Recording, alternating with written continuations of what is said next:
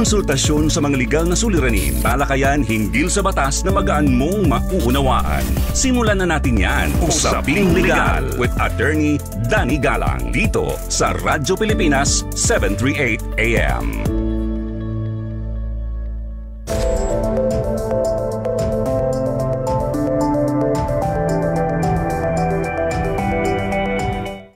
Magandang araw sa inyong lahat. Ako po ang inyong lingkod, Attorney Danny Galang, at kayo'y nakikinig sa Usaping Legal sa Radyo Pilipinas, Radyo Publiko.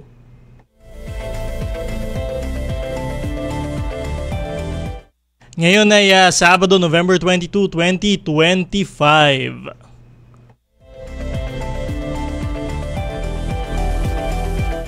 At syempre, welcome mo sa inyong Saturday morning habit, ang Usaping Legal. At ang dami hong nangyari ngayong linggo. Ang dami hong kontrobersiya sa ating pamahalaan. Pag-uusapan ho natin mamaya itong nilabas na ho yung arrest warrant para kay Zaldico at iba pa hong mga opisyal ng DPWH at ng SunWest Incorporated para ho doon sa maanomaliang flood control projects sa Oriental Mindoro. So ito ho yung unang round ng warrant of arrest na inilabas nga ho, no? At kaugnay ho dito sa mga flood control projects na maanomaliang flood control projects na ilang buwan na ho nating pinag-uusapan.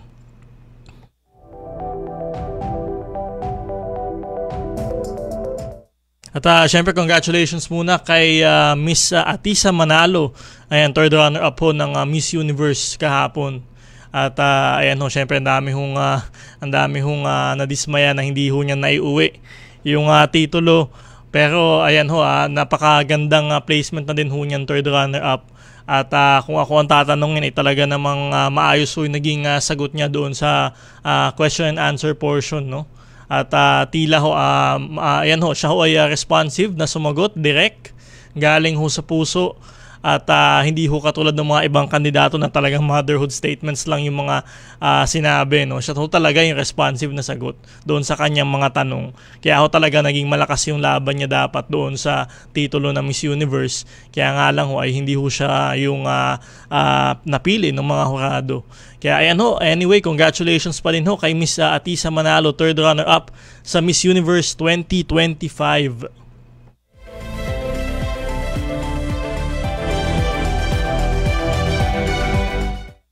Napapakinggan ang Usaping Legal sa Radyo Pilipinas tuwing Sabado mula alas 11 ng umaga hanggang alas 12 ng tanghali.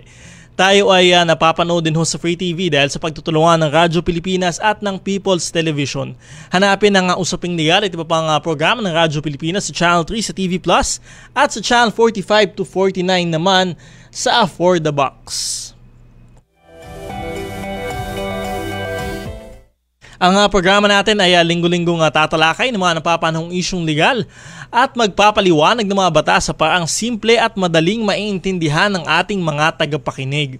Meron din tayong segment sa ating programa, ang Sagot Kita, kung saan maaari kayong sumangguni ng inyong mga katanungang legal.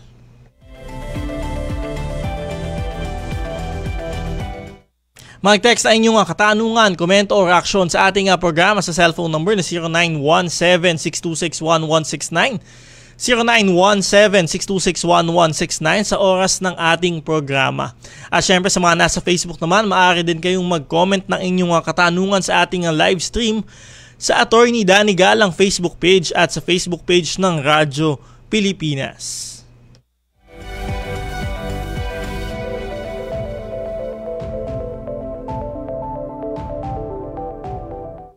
At kaya nga ho, mamaya pag-uusapan ho natin itong warrant of arrest na inilabas dito kay Zaldico ng Sandigan Bayan at iba pa hong opisyal ng DPWH at SunWest Incorporated. Makakasama ho natin ang isang litigation lawyer at law professor na si Attorney Clark Edward Oitico. Maya lamang ho yan, papasok ho siya anytime. Pag-uusapan ho natin paano ba mapapabalik dito si Zaldico. So meron na ho mga arrest warrant. And presumably dito sa iba pa, dito sa mga 16 or rather 15 other respondents ay may mga arrest warrant na nga rin ho. Nandito sila sa Pilipinas, so madali ho silang makukuha ng ating pulisya, no? Pero paano ko si Zaldico na talaga namang ilang buwan na hong nasa labas ng bansa? So ayan ho, makakancela na ho ba yung kanyang pasaporte? Mapapabalik ho ba siya dito? Yan ho ang pag-uusapan ho natin maya-maya, kaya tumutok lamang ho kayo. Mamaya ho papasok si Attorney Clark Edward Oitico.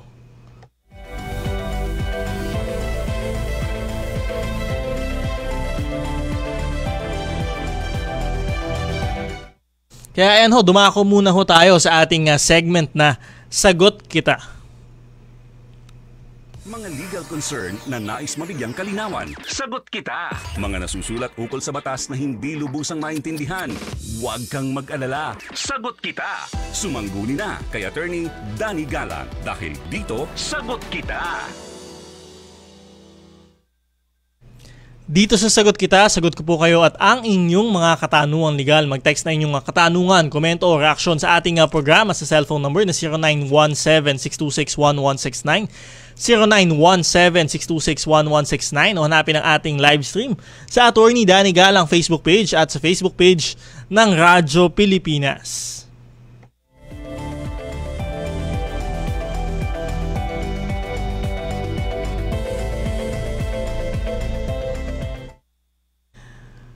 Question, galing to anonymous ho, no? Attorney, paano po pag pinapalipat ka po ng supervisor ng location ng trabaho? Kunwari, duty ka po as roving merchandiser sa mga drugstore, tapos ililipat ka po ng ibang mall. Pero ayaw mo po kasi yung kapwa merchandiser ko ay natanggal sa mall, tapos siya ang ipapalit sa pwesto ko. At ako ang ililipat at saka po, ang isa pa po sa rason is di mo na ma-afford mag-requirements sa kadahilanan na wala nang natitira sa sahod kasi napupunta sa pagpapadala sa magulang at saka sa maintenance ng gamot ng lola. Valid po bang reason yun para i-terminate or valid po bang reason yun para di-terminate or terminated pa rin yung ganong reason, attorney? Sana po ay mapansin nyo. Salamat po.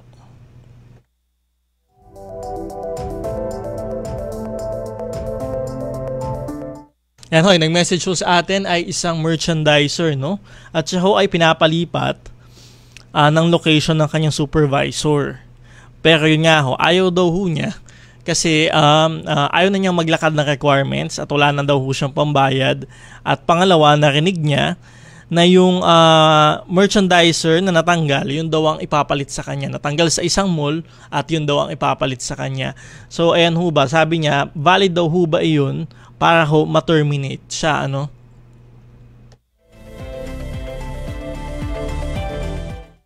Ito, sa ilalim ho ng ating labor code, no, at mga kaso ho natin sa Korte Suprema, meron ho tayong mga tinatawag na mga just causes, no?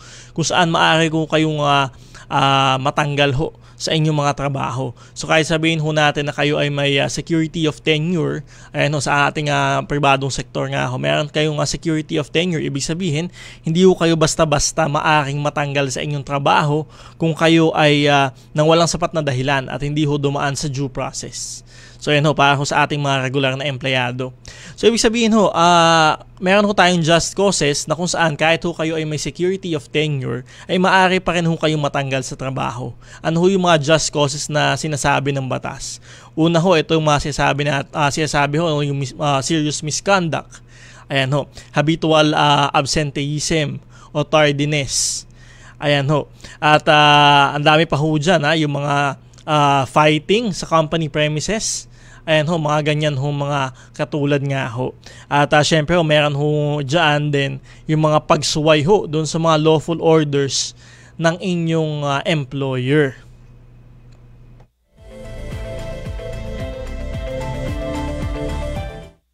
Kaya ho dito doon sa nagtanong ho sa atin, sinasabi ho ng kanyang supervisor ay kailangan ho niyang lumipat sa ibang location, no?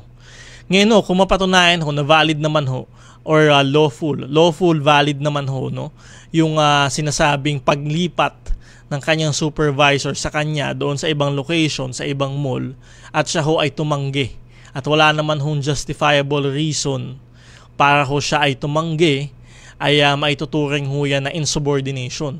Pag sinabi ho natin insubordination, ay kayo ho ay hindi ho sumusunod sa utos ng mga nakakataas ho sa inyo, ng inyong mga supervisor, ng inyong mga manager.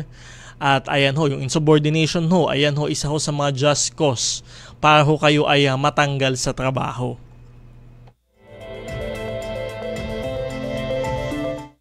So yan ho, titingnan lamang ho natin yung dahilan. Meron ho ba talagang sapat na rason para ho siya ay tumanggi doon sa pagpapalipat ng location nga ho sa ibang mall.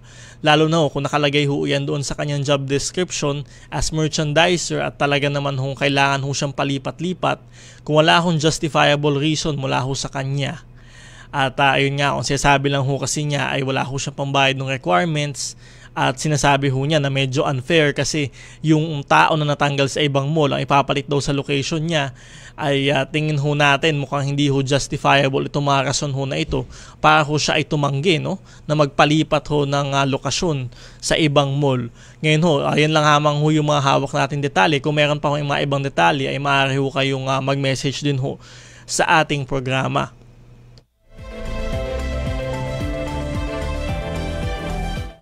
Pero syempre ang tatandaan lamang ho natin sa mga ganitong tanggalan nga ho, termination ho na empleyado, kailangan ho ito ay dumaan sa due process.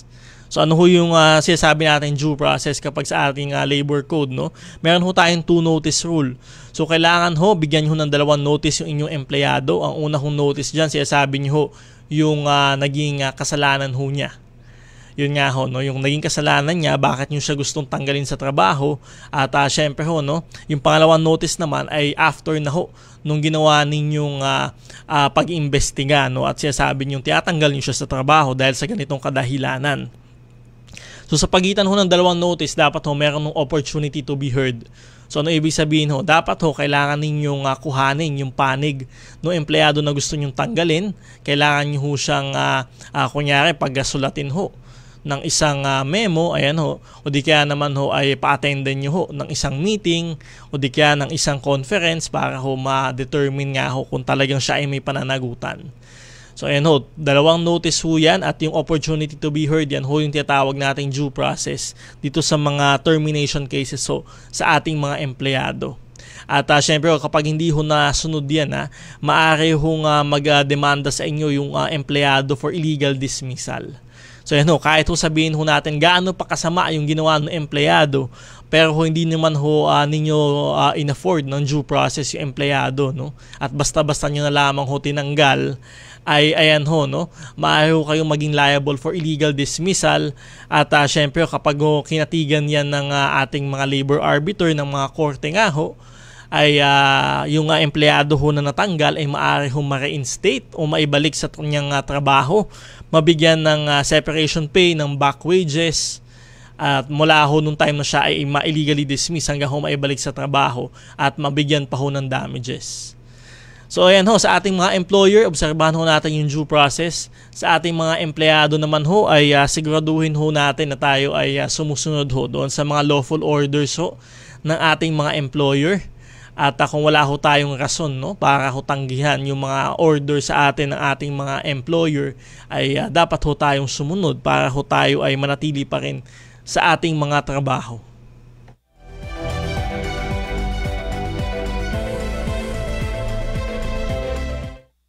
Ayan ho, tuloy-tuloy lamang ang inyong mga katanungan. Mag-text na inyong mga katanungan, comment or reaction sa ating programa sa cellphone number na 0917-626-1169, 0917-626-1169 o hanapin ang ating live stream sa Attorney Danny Galang Facebook page at sa Facebook page ng Radyo Pilipinas. At syempre ho, sa pagbabalik ho natin, makakasama ho natin si Attorney Clark Edward Oitico. At pag-uusapan ho natin yung tungkol nga ho dito sa mga arrest warrants na inilabas na nga ho ng Sandigan Bayan at para ho sa kanya at iba pa hong opisyal ng DPWH at SunWest Incorporated. Pag-uusapan ho natin yan, paano ho ba mapapabalik dito si dating Representative Zaldico sa Pilipinas. Magbabalik ang usaping legal matapos lamang ng ilang paalala. Sumangguni at pakikinggan. Mga karapatan pati na ang saligang batas ay klarong ipapaliwanag. Usaping Legal sa Radyo Pilipinas 738 AM.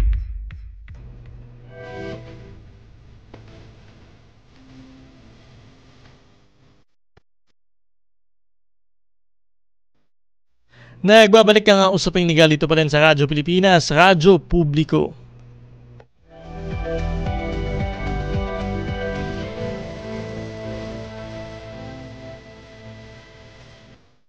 At syempre pinag-uusapan ho natin kaugnay pa nga rin ho nung pag-issue ng mga warrant of arrest at hold departure order dito kay dating Representative Zaldico.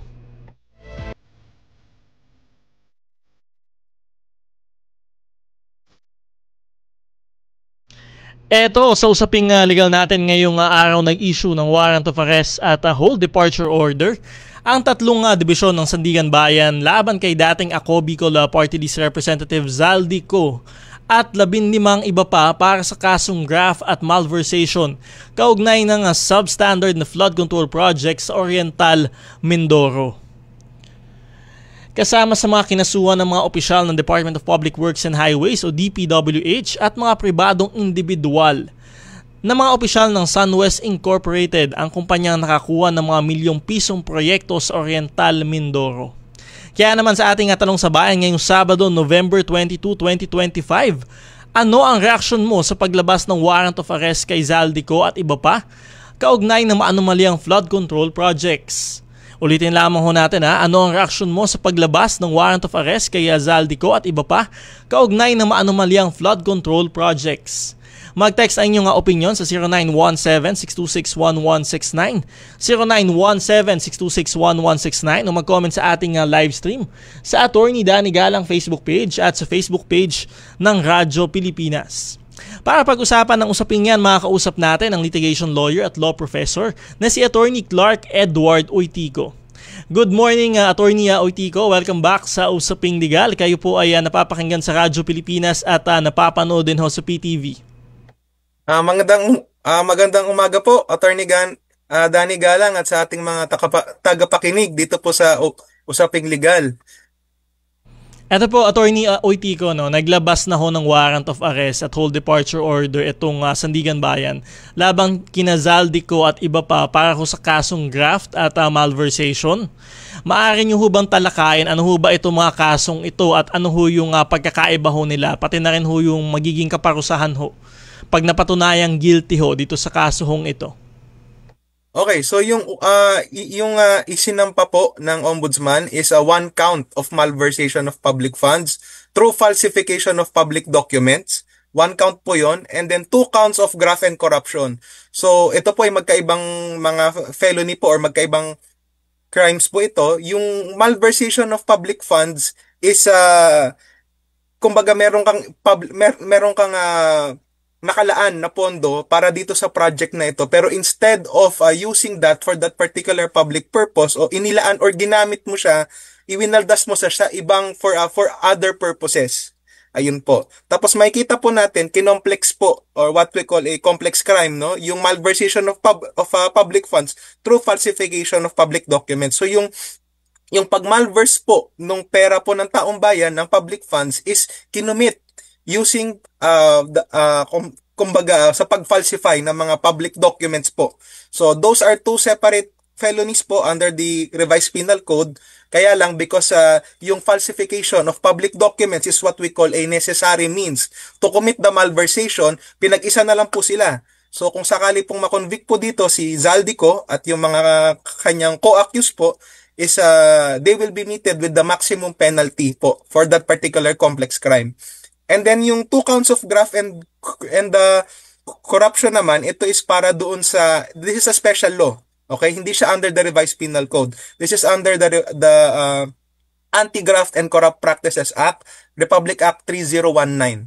So dahil separate po siya, it's a special law. Yung violation po ni Representative Zaldico under the RPC for malversation of public funds would be distinct from his liability or his criminal liability under the Anti-Graft and Corrupt Practices Act po.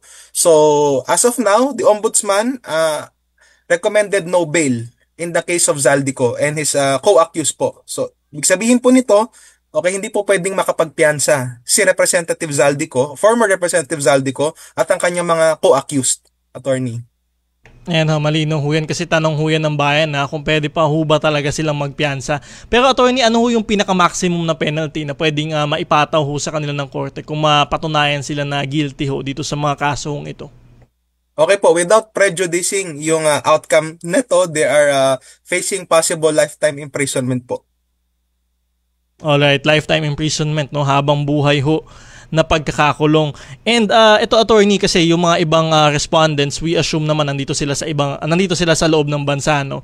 Pero in relation to former Representative Zaldico, paano ho maipapatupad yung kanyang warrant of arrest? Ngayon alam natin na matagal na ho siyang nasa labas ho ng bansa. Maaari na ho bang makancel yung kanyang pasaporte para ho masimulan na ho yung pagpapabalik ho sa kanya? Okay, with regard naman po doon sa pag-implement ng warrant of arrest ni Zaldico, no? Okay, cancellation of passport po is one of the ways by which makukuha natin or mapapabalik natin si Zaldico dito sa Pilipinas, no? But however, the cancellation of a Filipino citizen's passport may only be made through court order issued by a competent Philippine court. Saan po basis niyan? Under the new Philippine Passport Act or RA 11983. Okay, Section 4 and Section 10. Nakalagay po doon, there are 3 grounds for denial, cancellation, or restriction of a Philippine citizen's passport. Okay, the first is, for example, the passport holder is a fugitive from justice. Yung second po is that the passport holder has been convicted of a criminal offense.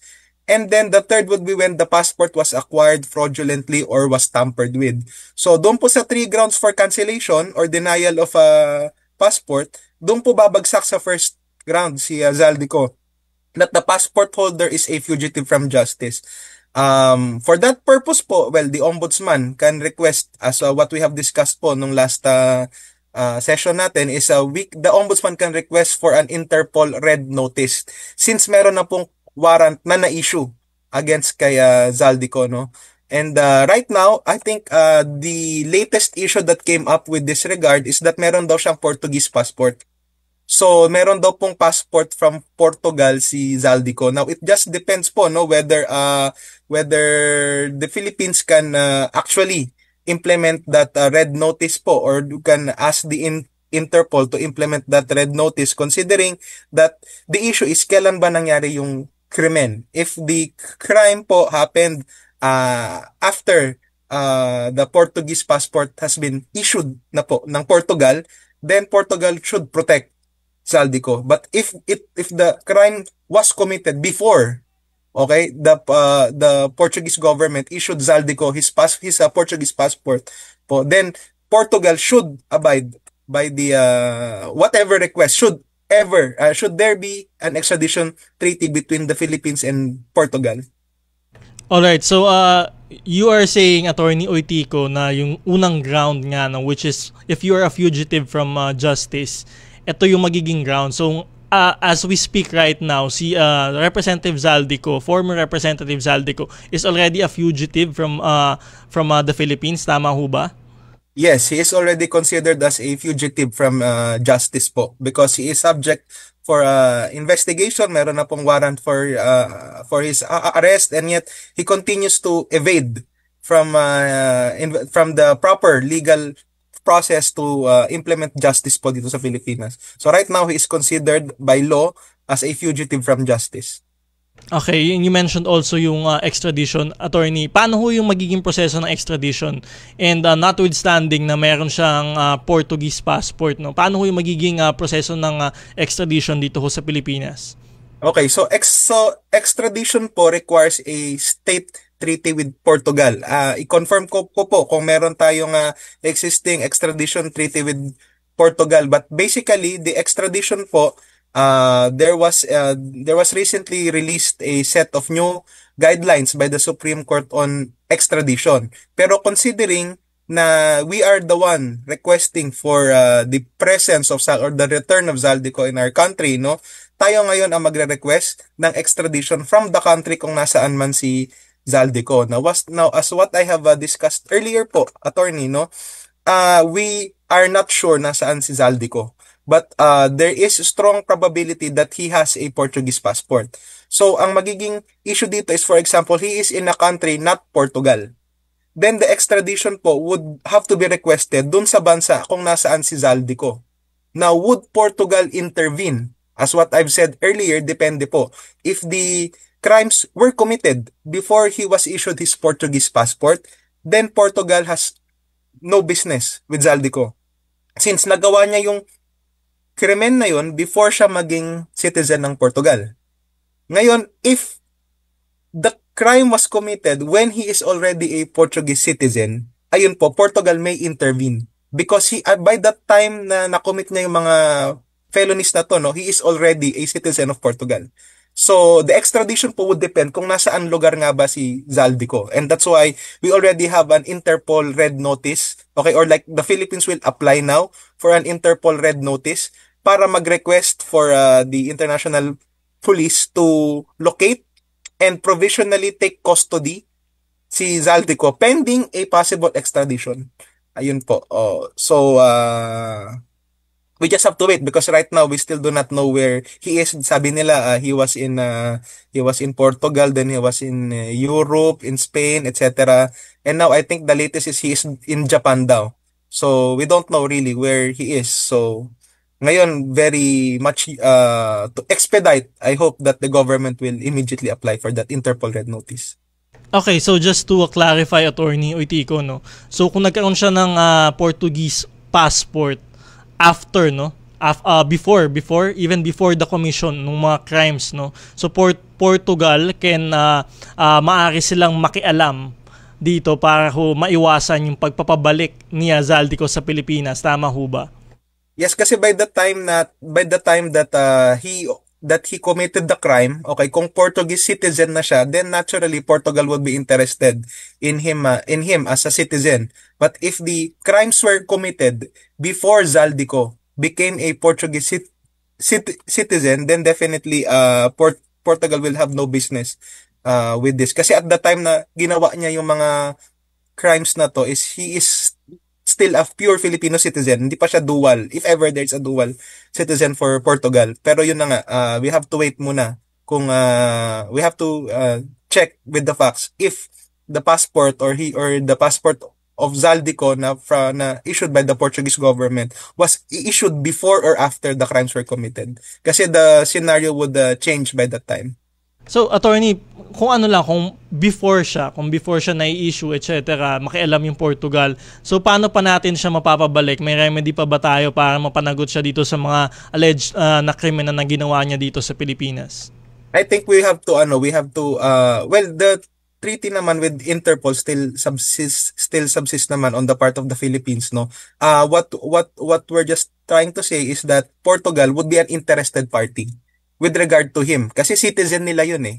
So in much as the same way na pag meron tayong citizen in foreign countries like Saudi or like Indonesia na meron tayong mga citizens doon who were accused of a crime there, hindi ba? The Philippines through the Department of Foreign Affairs would also seek to intervene, 'di ba? Nag-intervene din tayo. So for example, kay Mary Jane Veloso, we also intervened in the criminal process doon. So in much the same way, then Portugal would also have the proper personality to intervene kasi nga citizen nila. So it depends on whether the passport was issued before or after the crimes were committed, because if the passport was issued after the crimes were committed, then definitely at the time that Zaldico committed those crimes, he was already a Portuguese citizen, and therefore Portugal would be an interested party. Now, if the crimes were committed before the Portuguese passport was issued, then Zaldico at the time that the crime that he committed the crimes is not yet a Portuguese citizen. So therefore Portugal would have no business with Zaldico at that time kasi hindi pa siya Portuguese at the time that the crimes were committed, because if the crimes were committed before he became a Portuguese citizen, then Portugal would have no business with Zaldico precisely because at that time the crimes were committed, hindi pa siya Portuguese citizen. Ayan, titingnan ho natin yung bagong angulo ho na ho iyan, no. Ngayon sinabi naman ho ng abogado ni Zaldico na meron ho sila mga demands, no, bago umuwi si Zaldico dito sa Pilipinas, tulad ho nung pagpapiyansa, motion for bail ho nila na hindi ho harangin, at yung or house arrest nga daw ho. For security reasons daw ho kasi dahil madami hong banta sa kanyang buhay. Ngayon ho, legally feasible ho ba ito? Yung sa motion for bail ho nila, wala hong recommended, no? Legally feasible pa rin ho ba itong mga condition ho na ito? Okay po. With regards to that kung pagbibigyan ba siya, no, it's up to the Sandigan Bayan. It's up to the Sandigan Bayan where the offense was filed, and basically it depends on the court. kailangan magbigay si Zaldico ng reasonable excuse para hindi siya makulong in a normal jail facility, no. It's still subject to the nature of the offense charge, which is what we have already discussed. It's non-bailable, and it depends on the discretion, the sound discretion of the court. In this case, it's the Sandigan Bayan. Alright, and then sa puntong ito ho ba, Attorney Oitico, posible pa ho ba siyang mag-apply as state witness para ho dito sa mga kaso hong ito?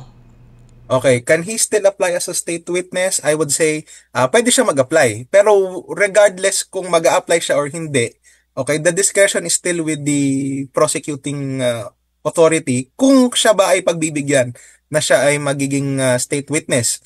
But as what we have discussed din po last time na nandito ako sa Legal, is that there's that requirement that the person, okay, applying for a state witness should not be the most guilty. So pwede siguro na kung he will be able to prove, no, by prima facie evidence na hindi siya ang pinaka-guilty, hindi siya ang pinaka-nag-benefit dito, okay, then it is possible na mapagbibigyan siya. Depende sa discretion, hindi natin pangungunahan yung discretion ng court, no. Pero based on the facts so far na nag-surface, parang hindi siya magka-qualify. But that's just me. That's my personal professional opinion on the ground that based yun nga mukhang siya yung center figure dito eh. Okay, so it's very possible na hindi siya mag-qualify. And then add ko na lang din, no, the problem with this offenses is you need a central figure for the as what had been held by the court in Estrada versus Sandigan Bayan, no. For the crimes na ganito, malversation, 'di ba? Almost plunder na nga, 'di ba? I'm not sure if plunder talaga yung sinampan nila, no. Pero plunder requires a central plunderer. There must be a central figure. And that's why as what Estrada versus Sandigan Bayan would tell you is that kung hindi mapatunayan or kung hindi ma-establish yung central figure in a certain plunder case, mahirap ma-convict or the state will have a hard time trying to convict the rest of the co-accused who are not who is not the central plunderer. Okay, that's the one of the legal obstacles that are possible to be faced by the state po in prosecuting Zaldico. So, to connect that, it seems that based on the facts nga, mukhang siya yung pinaka-central figure dito. So, because siya yung pinaka-central figure dito, mahirap nating masabi na siya yung not the most guilty. Okay? So, it all depends on the evidence po, and we are waiting for the results of the investigation po ng further investigation by the ICI or the Independent Commission on Infrastructure. Sabi nila they will start to live stream daw yung hearings nila by next week kasi may guidelines na sila that have been published yesterday. Ayun po. Alright, may lang ho yan na dapat yung state witness is not the most guilty nga ho, no, para kung mapagbigyan ho ng korte. Attorney Oitico, maraming salamat ho sa inyong oras. Ang dami ho namin natutunan at ang dami hong bagong angulo na maaari ho nga ma-discuss nga ho dito sa usapin ho na ito. Maraming salamat ho sa inyong oras, Attorney Oitico. Thank you, Danny Galang, and glad to be back in Usaping Legal. Maraming salamat po. Si Attorney Clark Edward Oitico, litigation lawyer and law professor. Sa pagbabalik ng Usaping Legal, sasagutin ko naman ang inyong mga katanungan legal. Mag-text na inyong mga katanungan, komento o reaction sa ating programa sa cellphone number na 0917-626-1169, 0917-626-1169. Hanapin ang ating live stream sa Attorney Danny Galang Facebook page at sa Facebook page ng Radyo Pilipinas. Magbabalik ang Usaping Legal matapos lamang ng ilang paalala. Tugon sa mga katanungang naaayon sa batas ang ibibigay. Usaping Legal kasama si Attorney Danny Galang sa Radyo Pilipinas 738 AM.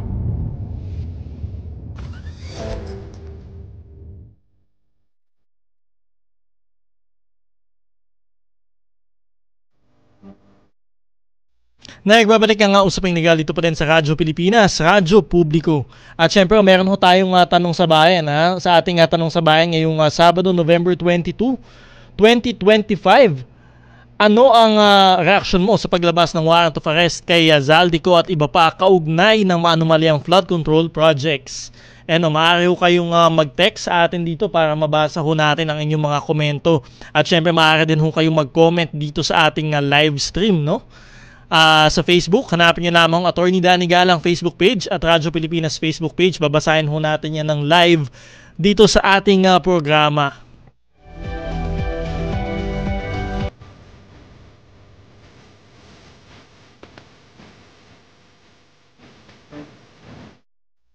At syempre batiin lamang ho natin yung mga nasa live stream ho natin ngayong araw ho. Happy viewing kay Ivy Bam Abogado, Rivera Ian, Lito Muniz, John Tristan Ramos, Attorney John Tristan Ramos, happy viewing. Fatima Muniz, Marian Galang, Jassy Tan, Ronald Rowie, and Vilma Bello. Happy viewing, happy listening ho sa inyong lahat.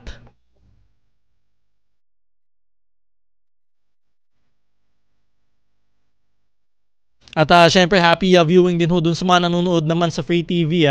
Napapanood ho ang Usaping Legal sa Free TV. So kung meron ho kayong TV Plus, hanapin nyo lamang ho yung Channel 3. Ayan ho, sa inyong TV Plus ho, no? Nasa Channel 3 ho yan.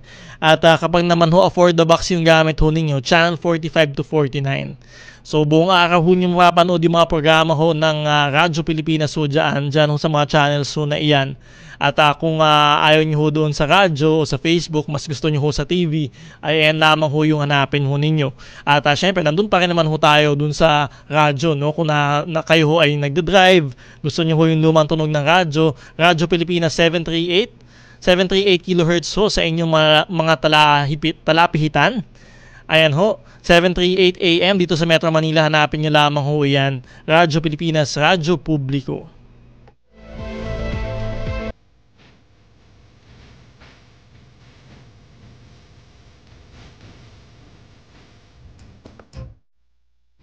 Ito, question naman ho, coming from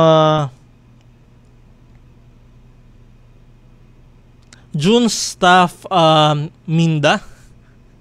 Attorney, may tanong lang po ako. May karapatan po bang isang babae na di kasal sa kinakasama?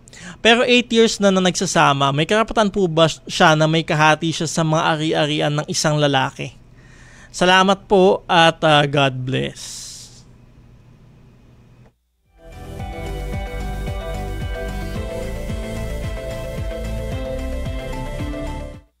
Well, ayan ho kung kayo ho ay hindi nagsasama, no, or kayo ho ay hindi kasal, ayan ho, syempre meron ho mas konti ho yung karapatan ho ninyo doon sa mga ari-arian nung sinasabi nyo kinakasama ho ninyo. So syempre kung pag-uusapan lamang ho yung mga karapatan, ay syempre ho mas may karapatan ho, no, kung yung legal na asawa, kung siya ho yung kung meron hong legal na asawa at yung kanyang mga anak. So ibig sabihin ho, kung sama na ho yung pag-uusapan natin, ang compulsory heirs ho ay yung mga legal ho na asawa at yung kanyang mga anak. So kung kayo ay kinakasama ho, ay tapos hindi man kayo kasal at kung ano pa man ho, ay hindi naman ho, maaari hong wala hong kayong karapatan, no, doon sa mga ari-arian ho nung lalaki nga ho, no. At yun nga ho, hindi siya kasal, no.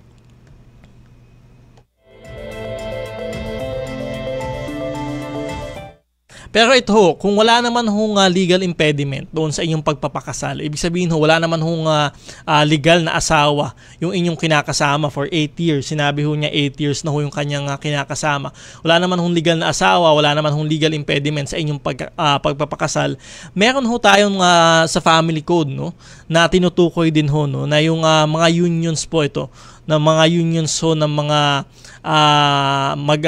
magkasama nga ho, no, na babae at lalaki under the family code, na without ho the benefit of marriage ay maaari naman ho silang maging co-owner ng mga properties ho na pareho nilang ipinundar.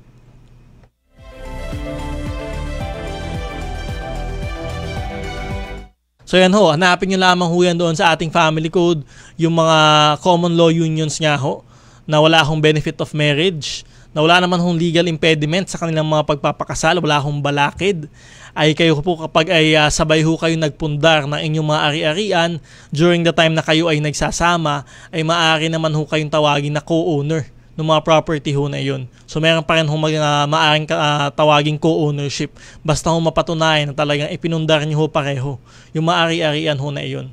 So doon ho, maaari hong sabihin na meron ho kayong karapatan doon sa mga ari-arian ho nung lalaki. Kung kayo ay sabay hong nagpundar ng mga ari-arian na iyon at wala naman hong legal impediment sa inyong pagpapakasal. Ibig sabihin ho, wala naman ho siyang asawa o di kaya naman ho ay ang kanyang kasal ho ay napawalang bisa na.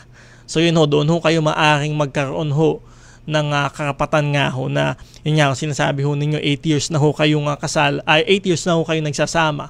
Ayun ho, maaari ho doon pagkuhanan ho iyon, doon sa provision ho na iyon ng ating family code.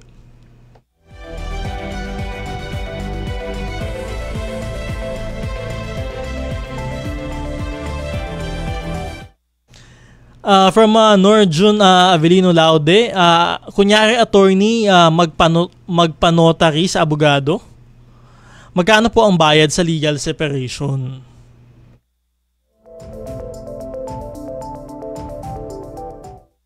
So yan ho, yun sa mga notary public ho natin, wala naman ho kasing fixed rate no, na sinasabi nga ho, pero ang korte natin sa ating mga rules ho, meron ho 100 pesos na minimum pa din yung notary fee, no, notarial fee na notarial public. Pero depende pa rin ho yan doon sa pupuntahan yung notary public nga ho, no? Pero ang minimum naman ho na notarial fee is 100 pesos. Yan ho yung nakalagay sa ating mga rules. Pero kung dito ho, yung petition ho ninyo for legal separation ay minimal amount lamang ho naman dapat yung notarial fee ho dyan. And usually, mga going rate ho ngayon is 150, 200, 300, 350. Mahal na nga ho yung 500 para ho doon sa notarial fee, no? And depende na lamang ho kasi syempre ho, minsan yung abogado ho na gumawa ng pleading ay ayun nga, kung meron siyang law office tapos notaryo din nila yung gagamitin, syempre mas mahal ho ng kaunti yun.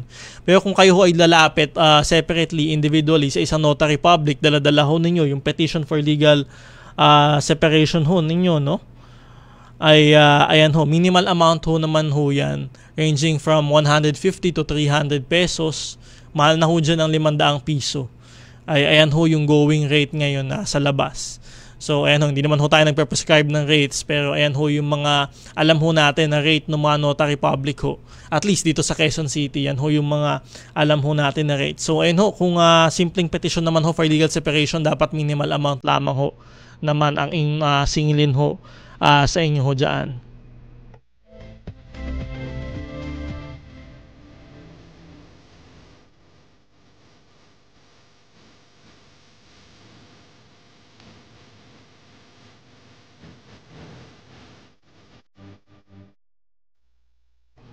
At syempre, tuloy-tuloy lamang ho ang inyong mga komento. At ayan ho, kahit ho tapos na ho yung ating programa, maaari pa rin ho kayong magkomento ho ng inyong mga saloobin sa ating Tanong sa Bayan ngayong Sabado, November 22, 2025. Ano ang reaksyon mo sa paglabas ng warrant of arrest kay Zaldico at iba pa kaugnay ng anomalyang flood control projects? And ho, maaari ho kayong magkomento sa ating Facebook page, Attorney Danny Galang Facebook page, Radyo Pilipinas Facebook page. Ayan ho, nandyan ho yung video ho natin. At syempre ho, sa YouTube, ilalabas din ho natin yung video sa YouTube. At marami hong salamat sa ating mga subscribers ho sa YouTube. Napakaganda ho ng bilang ho natin dyan every Saturday, every weekend. Ang dami ho talaga nanonood ng mga interviews ho natin sa ating mga resource persons. Maaari ho kayong magkomento ng mga saloobin ho ninyo dyan. Maaari ho kayong mag-discuss ho ng mga saloobin nyo dyan.